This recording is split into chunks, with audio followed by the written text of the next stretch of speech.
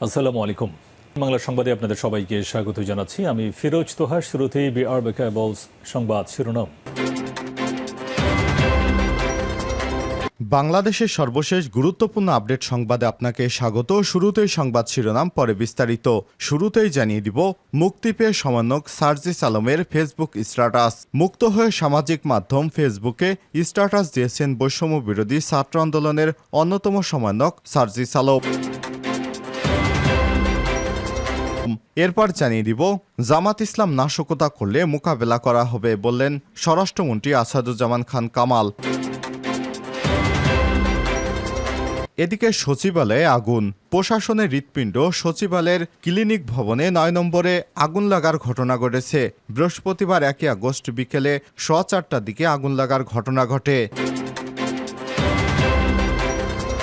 এবারে জানাবো, ৭১-এর পর জন্ম নেওয়া জামাত কর্মীদের বিচার করা হবে না বললেন আইনমন্ত্রী আনিসুল হক। আইনমন্ত্রী আনিসুল হক বলেছেন, জামাত ইসলামের ছাত্র শিবির এবং তাদের অঙ্গ সহযোগী সংগঠন যেসব কর্মী ১৯৭১ সালের পরে জন্ম নিয়েছেন তাদের গণহারে বিচার করা হবে না। আর সচিবালয় নিজ দপ্তরে ব্রিফিংয়ে এসব কথা বলেন আইনমন্ত্রী। এবারে জানাবো, ছাত্র আন্দোলন নতুন কর্মসূচি ঘোষণা।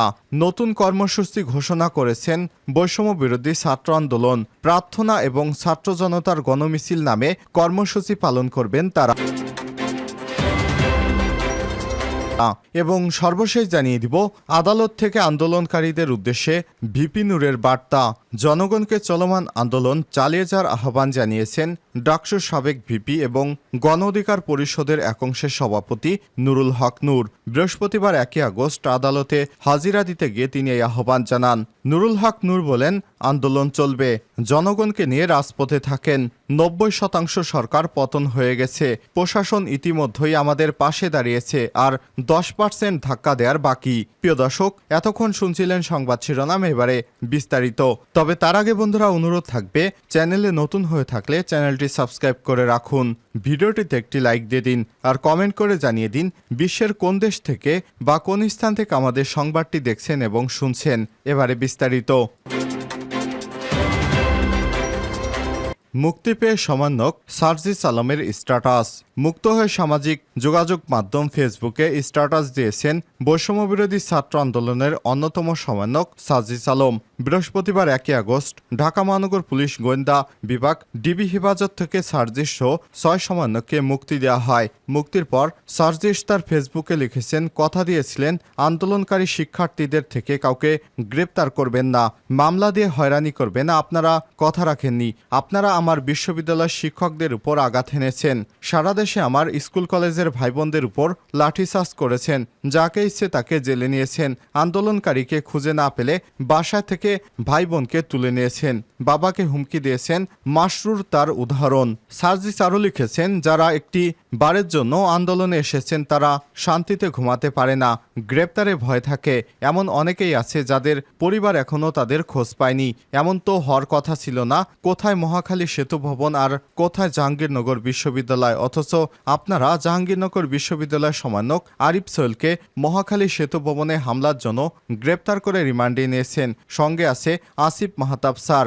মাসরুর সহ আন্দোলনে অংশগ্রহণকারী অসংখ্য শিক্ষার্থী। সার্জিসের স্ট্যাটাসে লেখা রয়েছে, রিকশা থেকে নামিয়ে পিজন ভ্যানে তুলেছেন, বাসা থেকে তুলে মামলা দিয়ে কারাগারে পাঠিয়েছেন, আমার বোনদের রাস্তায় ফেলে পিটিয়েছেন। কি ভাবছেন এভাবে সবকিছু শেষ হয়ে যাবে? ৬ দিনের ডিবি হেফাজত দিয়ে ৬ জনকে আটকে রাখা যায়, কিন্তু এই বাংলাদেশের পুরো তরুণ প্রজন্মকে কিভাবে আটকে রাখবেন? দুর্নীতি, লুটপাট, অর্থ পাচার, ক্ষমতার অপব্যবহার করে যে ক্ষোভের সৃষ্টি করেছেন প্রতিনিয়ত, সেগুলো কিভাবে নিবৃত্ত করবেন? পুলিশ ভাইদের উদ্দেশ্যে একটা কথা বলি, এদেশের মানুষের ক্ষোভ আপনার উপর নয়, পুলিশের উপর নয়। এই ক্ষোভ আপনার গায়ের ওই পোশাকটার উপর, যে পোশাকটাকে ইউজ করে বছরের পর বছর আপনাদের দিয়ে এদেশের জনসংখ্যা অসংখ্য মানুষকে দমন পীড়ন করা হচ্ছে, অত্যাচার নির্যাতন করা হচ্ছে, জেল আর আদালতের প্রাঙ্গণে চক্কর কাটানো হয়েছে সেই পোশাকটার উপর। ওই পোশাকটা ছেড়ে আসুন আমাদের সাথে, বুকে বুকে টেনে নেব।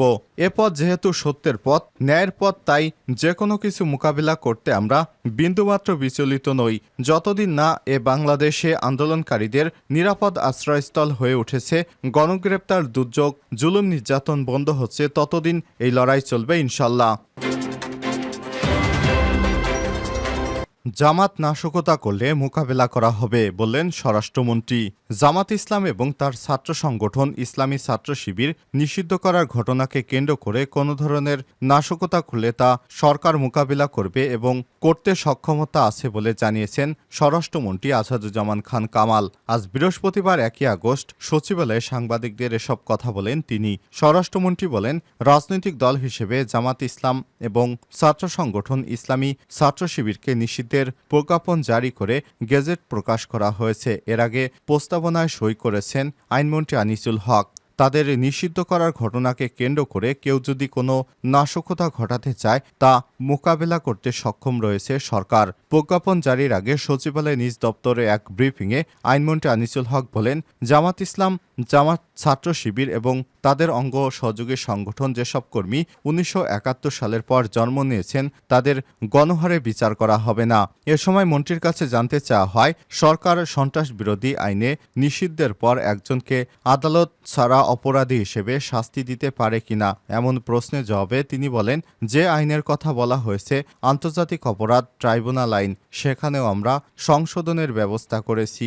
এই নিষিদ্ধ করার পরেও তাকে সাজা দেয়া যাবে কিনা এমনটা না, তবে নিষিদ্ধ যেহেতু হয়ে গেছে, অহেতুক নিষিদ্ধ করার বিষয়টি সাজার মধ্যে আসবে না। সচিবালয়ে আগুন, প্রশাসনের হৃৎপিণ্ড সচিবালয় ক্লিনিক ভবন 9 নম্বরে আগুন লাগার ঘটনা ঘটেছে। বৃহস্পতিবার 1 আগস্ট বিকেলে 4:15টার দিকে আগুন লাগার ঘটনা ঘটে। ক্লিনিক ভবনে কর্মরত একজন কর্মকর্তা জানিয়েছেন, আমরা ধারণা করছি এই ভবনের 3 তলার কোনো একটি কক্ষের এসি বিস্ফোরণে এই অগ্নিপাতের সূত্রপাত হয়। খবর পেয়ে বিকাল 4:30টার দিকে ফায়ার সার্ভিসের একটি টিম ঘটনাস্থলে আসে এবং 5 মিনিটের মধ্যে আগুন নিয়ন্ত্রণে আনেন। ফায়ার সার্ভিসের নিয়ন্ত্রণ কক্ষের ডিউটি অফিসার লিমা খানম জানিয়েছেন, সচিবালয়ে আগুন লাগে একটি ইলেকট্রিক বোর্ডে। ছোট আগুন ছিল, আমাদের পানি ব্যবহার করতে হয়নি। ফায়ার এক্সটিংগুইশার দিয়ে বিকাল 4:35 আগুন নিভিয়ে ফেলি। ছাত্র আন্দোলনের নতুন কর্মসূচি ঘোষণা।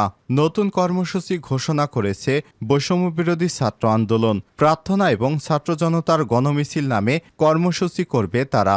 বৃহস্পতিবার 1 আগস্ট বৈষম্যবিরোধী ছাত্র আন্দোলনের সমন্বয়ক আব্দুল কাদেরের প্রেরিত এক বার্তায় এই তথ্য জানানো হয়েছে। বার্তায় বলা হয়েছে, প্রিয় দেশবাসী, আমাদের প্রাণের জন্মভূমি আজ একটা মহাসংকটকাল অতিক্রম করছে।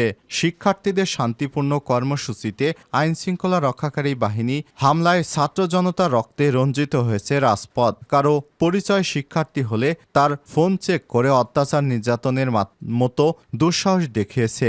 শিক্ষা জাতির মেরুদণ্ড, অথচ আজ ছাত্র হওয়া যেন অপরাধ হয়ে দাঁড়িয়েছে। মানুষ গড়ার কারিগর শিক্ষক সমাজও রক্ষা পাচ্ছে না তাদের নির্যাতনের হাত থেকে। তারা বিশ্ববিদ্যালয়, স্কুল, কলেজের শিক্ষকদের লাঞ্ছিত করতেও ছাড়ছে না। শিক্ষার্থী এবং আন্দোলনের সমর্থনকারী ছাত্র জনতা কাউকে পেলেই গ্রেপ্তার এবং এর মাধ্যমে নির্যাতন চালানো হচ্ছে। পরবর্তীতে বাছাই করে পাড়া মহল্লায় রেইড দিয়ে গণগ্রেপ্তার নামে গ্রেপ্তার বাণিজ্য চালিয়ে যাচ্ছে। তারা গুম করার হুমকি দিয়ে আদায় করছে মোটা অঙ্কের অর্থ। বার্তায় আরও বলা হয়েছে, বরিশাল বিশ্ববিদ্যালয়ে 6 জন সমন্বয়ক সহ অসংখ্য ছাত্র জনতাকে গতকাল গ্রেপ্তার করেছে। আজ কেন্দ্রীয় 6 সমন্বয়ককে ডিবি কার্যালয় থেকে ছেড়ে দিল। এখনও ডাকসুর সাবেক সমাজ এবং সেবা সম্পাদক আক্তার হোসেন, সমন্বয়ক আরিফ সোহেল সহ অসংখ্য ছাত্র জনতাকে কারাগারে এবং রিমান্ডে নির্যাতন করছে। জুলুম নির্যাতনে নিষ্পেষিত ছাত্র জনতা মুক্তির প্রহর গুনছে। অসংখ্য ছাত্র জনতা হাসপাতালের বেডে কাতরাচ্ছে। চিরতরে পঙ্গু হয়ে যা আশঙ্কা নিয়ে অনেকেই ছাত্র এবং সাধারণ মানুষ চোখ, কান, হাত, পা কিংবা শরীরের অন্য কোনো অঙ্গ হারিয়ে চিরতরে পঙ্গু হয়ে গেছে। আজ ছাত্র সমাজে ঘরে শান্তিতে ঘুমাতে পারছে না। প্রতি মুহূর্তে কাটাতে হচ্ছে গ্রেপ্তার এবং গুম হওয়ার আতঙ্কে শহীদ গুম হয়ে যাওয়া মানুষের স্বজনের হাহাজারিতে ভরে উঠেছে বাংলাদেশের আকাশ বাতাস। এছাড়াও আগামীর আন্দোলন গড়ে তোলার কারিগর জাতির শ্রেষ্ঠ সন্তান বিশ্ববিদ্যালয়ের সম্মানিত শিক্ষক মণ্ডলীর উপর ক্যাম্পাসের ভেতরে হামলা করেছে পুলিশ। ঢাকা বিশ্ববিদ্যালয়ের লোক প্রশাসন বিভাগের শিক্ষক শেহেরিন আমিন নোমানী নুসরাত জাহান চৌধুরীর গায়েও হাত তুলেছে পুলিশের কিছু কর্মকর্তা। এই ঘৃণ্য হামলার আমরা তীব্র নিন্দা ও প্রতিবাদ জানাচ্ছি। বার্তায় বলা হয়, আপনারা জানেন আমরা আমাদের কোনো ব্যক্তি স্বার্থের জন্য আন্দোলন করছি না। আমাদের আন্দোলন আপনার ও আপনার সন্তানের মুক্তির জন্য। কি অপরাধ ছিল আমাদের? সাংবিধানিক অধিকার চাওয়াটা কি আমাদের অপরাধ? কি অপরাধ শত শত ভাই বোনদের হত্যা করা হলো? আমরা এর জবাব জানি না। হত্যা এবং গণগ্রেপ্তারের প্রতিবাদে শিক্ষার্থীদের 9 দফা দাবি আদায়ের লক্ষ্যে আগামীকাল শুক্রবার 2 আগস্ট মসজিদে জুমার নামাজ শেষে দোয়া, শহীদদের কবর জিয়ারত, মন্দিরের গির্জা সহ সকল উপাসনালয়ে প্রার্থনার প্রয়োজন। জুমার নামাজ শেষে ছাত্র জনতার গণমিছিল অনুষ্ঠিত হবে।